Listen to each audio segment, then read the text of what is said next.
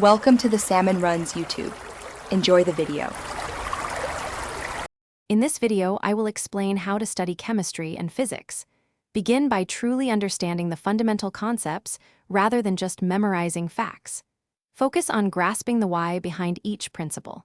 A solid mathematical foundation is crucial, so ensure your algebra and basic calculus skills are sharp. This approach will make complex topics much easier to tackle and build a strong base for future learning.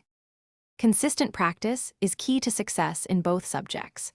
Dedicate time daily to solving a diverse range of numerical problems. Don't just look at solutions, work through each example problem step by step to internalize the process. When you make a mistake, analyze it carefully to understand where you went wrong. This active learning approach solidifies your understanding and improves problem-solving skills.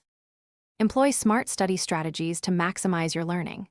Condense your notes into concise summary sheets, highlighting key formulas and definitions.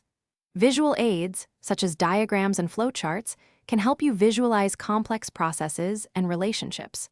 A powerful technique is to explain difficult concepts to a friend or even to yourself.